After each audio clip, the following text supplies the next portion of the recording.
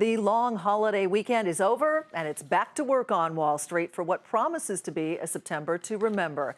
This month, traders are preparing for a possible tapering of stimulus plans from the Federal Reserve, a battle over the debt ceiling, and the search for a new chairman at the central bank. And now, of course, the crisis in Syria. Today, traders were able to put all of that aside, sending stocks higher, focusing instead on some major corporate acquisitions and encouraging manufacturing and construction spending data.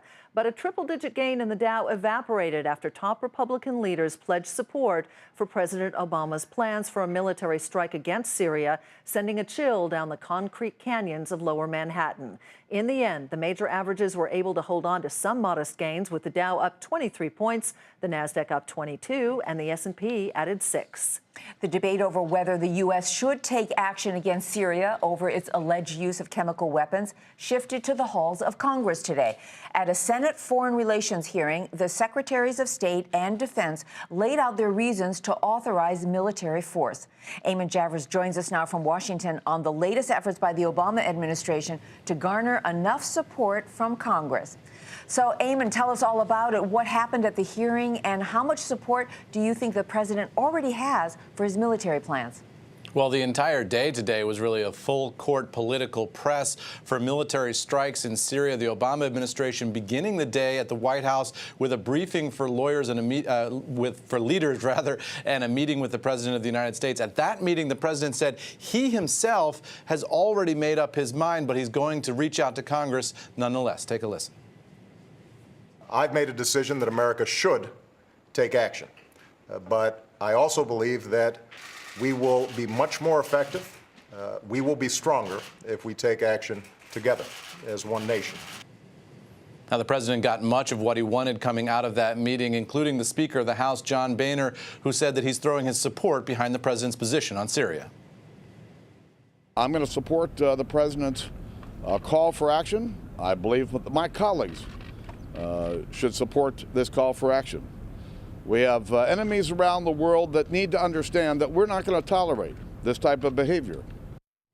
And then later in the day, as you say, John Kerry, the Secretary of State, is testifying before his old committee, the committee that he used to be the chair of up on Capitol Hill, Foreign Relations. There, his remarks were interrupted by some protesters who showed up saying that they don't want to see war in Syria. Kerry responded, however, by saying that he himself had once been a protester. Take a listen. I had feelings very similar to that protester.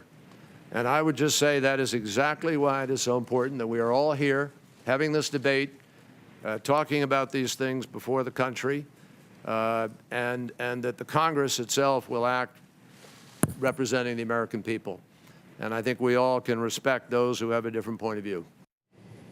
So, Sue, some clear momentum today in Washington for military strikes, but definitely some skepticism as Secretary Kerry and Secretary Hagel testified before senators up on Capitol Hill. So some questions still unanswered up on Capitol Hill, and the time frame here remains up in the air, Sue. Yeah, exactly. That is kind of the question. What does happen next, Eamon, and what is the timeline? Do we have any idea?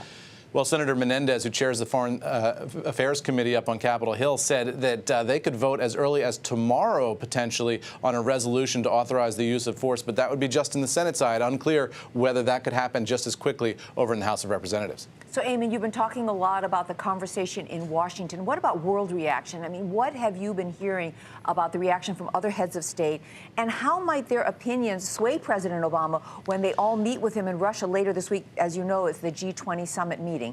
That's right. And the president is leaving tonight for that meeting. So he had the meeting in Washington with political leaders here. He's going to talk to world leaders tomorrow and throughout the rest of the week. And that was one of the big questions that was on the mind of senators up on Capitol Hill today. They said, if this is such a must-do, if this is such a moral outrage, where's the rest of the world? Where are the other supporters of our actions here? The Secretary Kerry really put in a tough spot on a couple occasions by trying to justify a lack, really, of a broad and diverse coalition of support here. Indeed. Eamon Javers. Eamon, thank you.